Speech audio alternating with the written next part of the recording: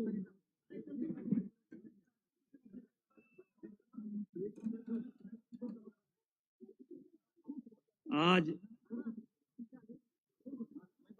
मैं अयोध्या की धरती से चल करके राजपूतों की धरती राजस्थान में आया हूं और आने का जो सौभाग्य प्राप्त हुआ है वो सुखदेव सिंह जी के द्वारा और योगेंद्र सिंह के द्वारा आज मुझे ये सौभाग्य प्राप्त हुआ है। अपनी बात मैं प्रारंभ करूं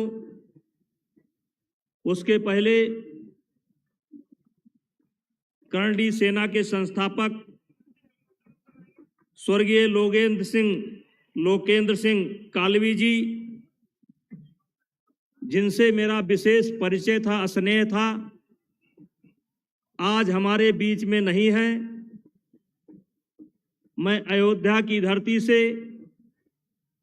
या उत्तर प्रदेश की धरती से की तरफ से मैं उनको श्रद्धांजलि अर्पित करता हूं और साथ ही साथ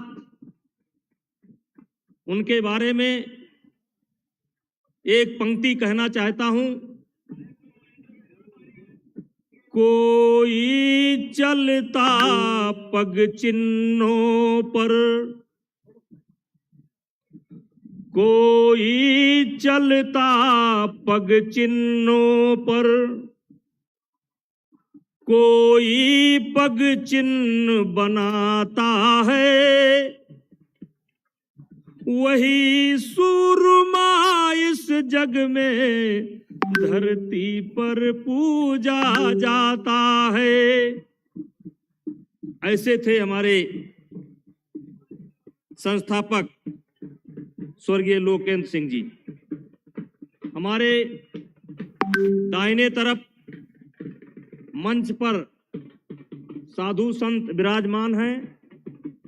मैं आपका ही शिष्य हूं और अयोध्या के संतों का बहुत प्रिय हूं और अयोध्या के संत हमारे बैठे भी हैं। एक संत बैठा है, एक शिष्य भी बैठा है, वो पहलवान है। तो मैं आप सबको प्रणाम करता हूं। मंच पर बैठे हुए आप सभी राजस्थान से, मध्य प्रदेश से, उत्तर प्रदेश से जो भी श्रीमान पधारे हैं, सबको मैं प्रणाम करता हूं और मैं आपकी मांगों का समर्थन करता हूं। लेकिन साथ ही साथ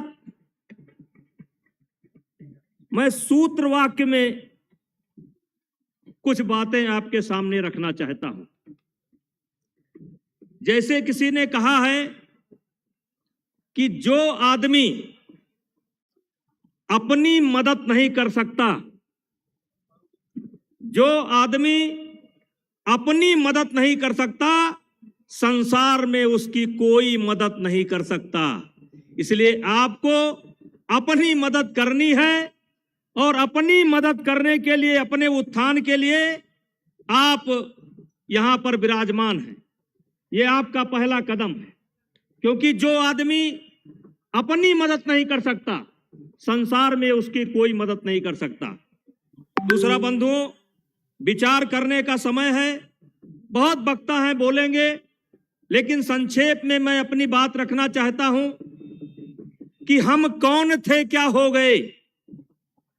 आज यह भी विचार करने का समय है, हम कौन थे, क्या हो गए और क्या होंगे अभी। आओ मिलकर के विचारें ये समस्याएं सभी। हम कौन थे, क्या हो गए और क्या होंगे अभी। आओ मिलकर के विचारें ये समस्याएं सभी। यद्यपि हमें इतिहास अपना प्राप्त पूरा है नहीं, फिर भी हम कौन थे ये भी अधूरा है नहीं।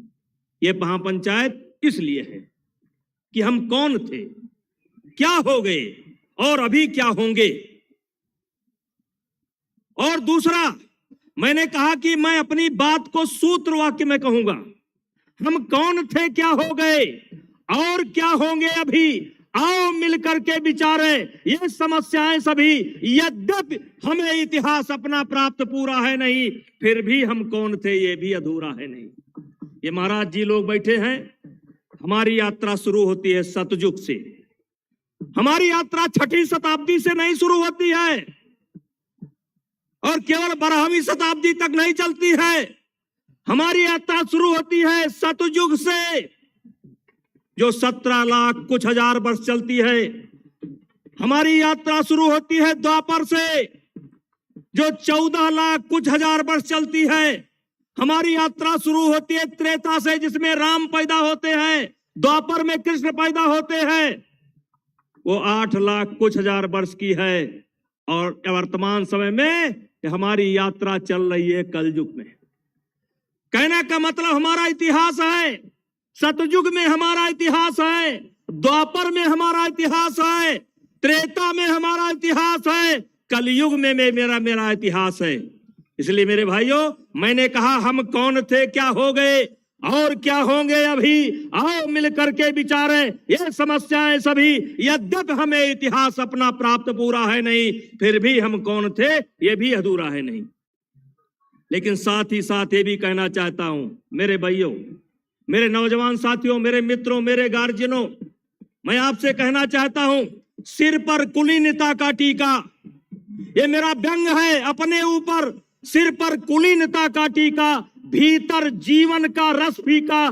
कुछ ऐसे भी नर होते हैं जो कुल को खाते और खोते हैं। यशस्वी पुरुष अपने ऊपर चलता नक्षत्र पुरखों का धर, अपना बल तेज जगाता है, सम्मान जगत में पाता है। इसलिए मेरे भाइयों, 6वीं शताब्दी और 12वीं शताब्दी की स्थिति अलग थी। उस समय की स्थिति अलग थी। हमें समय के साथ अपने आप को बदलना पड़ेगा, समय को पहचानना पड़ेगा, समय के साथ अपने आप को बदलना पड़ेगा।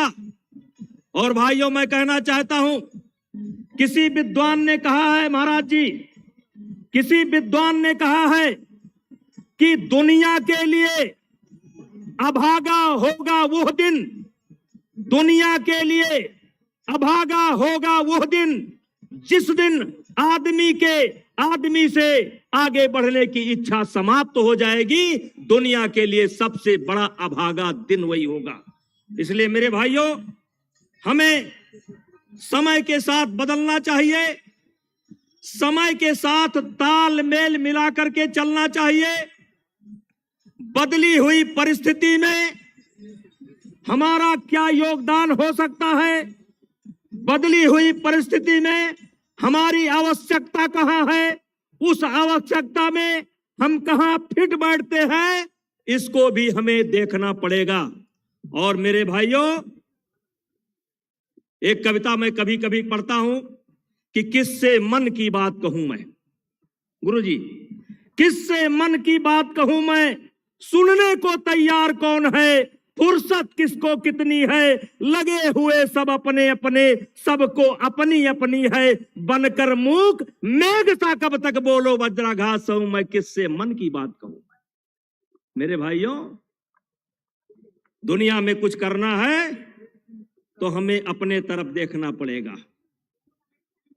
आत्मचिंतन, आत्मसंयम, अपने आप से बात करना पड़ेगा। हम कौन थे, क्या हो गए और क्या होंगे अभी, इसको मनन करना पड़ेगा, चिंतन करना पड़ेगा। और इसलिए समय के साथ हमको तालमेल बैठाना पड़ेगा और समय के साथ बदलना पड़ेगा। मैंने, गुरुदेव आप लोग बैठे हैं, मैं सूत्र वाक्य में कहना चाहता हूं। भगवान कृष्ण गीता में कहते हैं, मेरे नौजवानों हो सको तो सुन लो, भगवान कृष्ण गीता में कहते हैं, मैं ही सब कुछ हूं, मैं ही धरती हूं, मैं ही आकाश हूं, मैं ही जल हूं, मैं ही प्रलय हूं, मैं ही सब कुछ हूं। लेकिन मैं भी कर्म करता हूं, मैं ही कर्म करता हूं, मैं ही सब कुछ हूं, मैं ही बनाने वाला हूं, मैं ही बिगाड़ने वाला हूं, मैं ही अनंत हूं, मैं ही प्रकृत हूं, फिर भी मैं कर्म करता हूं। क्यों करता हूं? कि कहीं मेरा अनुसरण करके लोग कर्म करना बंद ना कर दें, इसलिए मैं कर्म करता हूं। इसलिए मेरे भाइयों, हमें अपने अंदर भी देखना चाहिए, हम कौन थे, क्या हो गए और क्या होंगे अभी। कहीं ना कहीं हम ढीले पड़े, कहीं ना कहीं हम ढीले पड़े, कहीं ना कहीं हमने अपनी पहचान गंवाने में कोई कसर नहीं छोड़ी है। इसलिए मैं आपसे कहना चाहता हूं, गोस्वामी तुलसीदास जी कहते हैं कि कर्म प्रधान विश्व रच राखा, जो जस करई सो तस फल चाखा, और सकल पदार्थ यही जग माही, और कर्म ही नर पावत नहीं। तो मेरे क्षत्रिय समाज के बंधुओं, सबसे पहले आलस त्यागो और कर्म करना शुरू करो। कर्म करना, कर्म क्या होता है? कर्म जो आपके सामने है वही कर्म है। आपके माता पिता की सेवा करना ही आपका कर्म है। अपने बच्चों की पढ़ाई लिखाई कराना आपका कर्म है। अपने खेती बाड़ी को संभालना आपका कर्म है। किसी ने कहा है, आरंभ बिगड़ा तो अंत बिगड़ जाएगा, आरंभ बिगड़ा तो अंत बिगड़ जाएगा। और आरंभ शुरू होता है अपने परिवार से। इसलिए मेरे भाइयों, सिर पर कुलीनता का टीका, सिर पर कुलीनता का टीका, भीतर जीवन का रस फीका। कुछ ऐसे भी नर होते हैं कुल को खाते और खोते हैं। उसमें अपना नाम मत लिखाइए, उससे बाहर निकलिए।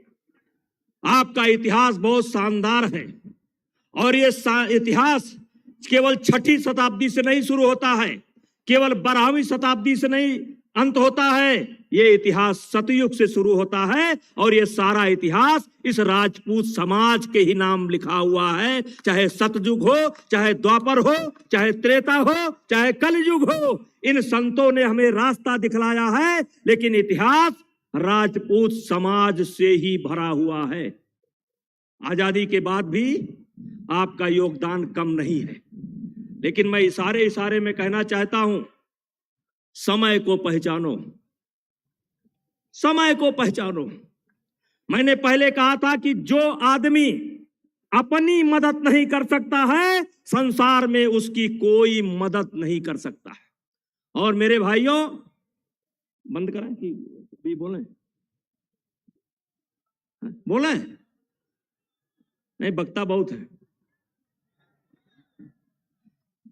भाइयों, मैं कर्म पर जोर देता हूं, कर्म पर। कर्म करो। कौन सा कर्म करो? जो आपके सामने है उसको अच्छे से करो। और इतना जान लेना कि आपके अंदर इतनी ताकत है। दिनकर जी ने एक कविता लिखी है कौन काम ऐसा जग में, टिक सके आदमी के मग में, ठम ठोक ठेलता है जब नर, पर्वत के जाते पांव उखड़, मानव जब जोर लगाता है पत्थर पानी बन जाता है। मेरे भाइयों, अपनी ताकत को पहचानो। गुण बड़े एक से एक प्रखर है छिपे मानवों के भीतर, मेहंदी में जैसे लाली है, बर्ज का बीज उजियाली है, और बत्ती जो नहीं जलाता है रोशनी नहीं वो पाता है। मेरे भाइयों, पीसा जाता जब इच्छुदंड, गन्ना जब कोलू में डाला जाता है, पीसा जाता जब इच्छुदंड, झरती रस की धारा प्रचंड, मेहंदी सहती है जब प्रहार, बनती ललनाओं का सिंगार, और जब फूल पिरोए जाते हैं हम उनको गले लगाते हैं। मेरे मित्रों, दिनकर जी ने लिखा है, विशेष करके नौजवानों के लिए ये लाइन पढ़ रहा हूं, और ये लाइन इसलिए पढ़ रहा हूं कि मैं इस लाइन पर जिया हूं, मैं इस लाइन पर जिया हूं, और इस कविता के बदौलत यहां तक पहुंचा हूं, और इसलिए पढ़ना चाहता हूं।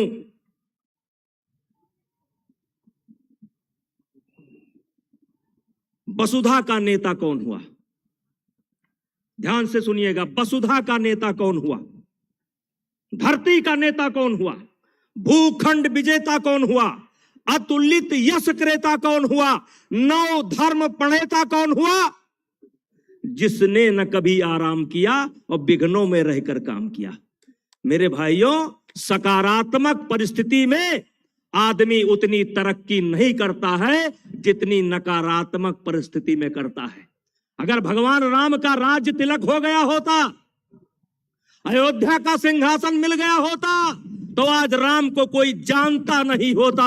राम को राम इसलिए जाना गया कि वो उन्हें अयोध्या का सिंहासन छोड़ना पड़ा और जंगल की ओर जाना पड़ा।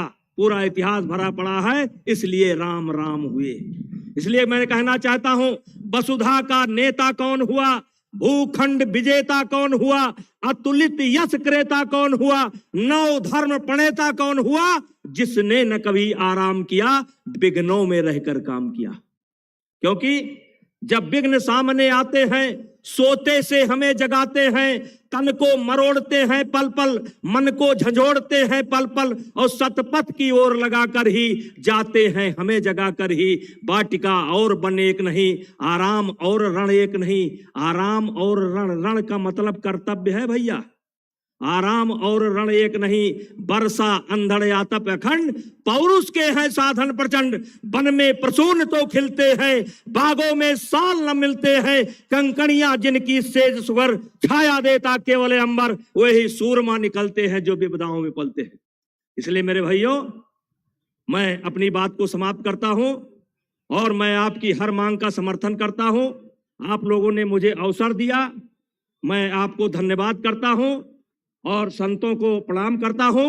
और साथ ही साथ कहना चाहता हूं कि कभी कभी मौका लगे तो अपने आप से बात कर लिया करो, अपने आप से बात कर लिया करो, अपनी परिस्थिति के बारे में बात कर लिया करो, अपनी गरीबी और अमीरी के बारे में बात कर लिया करो, अपने माता पिता और अपने बेटे भाई बहन की तरफ देख करके बात कर लिया करो। और इसीलिए मैं अक्सर कहता हूं मेरे भाइयों, आखिरी लाइन है कि जिंदगी भर तो हुई गुफ्तगू गैरों से मगर, जिंदगी भर तो हुई गुफ्तगू गैरों से मगर, आज तक हमसे हमारी न मुलाकात हुई, आज तक तुमसे तुम्हारी न मुलाकात हो गई। क्षत्रिय समाज को आगे लेकर के जाना है तो अपने आप से बात करना है और बदली हुई परिस्थिति में अपना स्थान खोजना है। और मेरे वीर भाइयों, आपका इतिहास 6वीं शताब्दी से नहीं है, आपका इतिहास सतयुग, द्वापर, त्रेता, कलयुग से भरा हुआ है, आगे भी भरा रहेगा। इन्हीं शब्दों के साथ पुनः आप सब लोगों को प्रणाम करते हुए विदा लेना चाहता हूं। जय करणी सेना, जय श्री राम, जय श्री राम। बोलो भारत माता की, भारत माता की। ये हमारा दे दीजिए।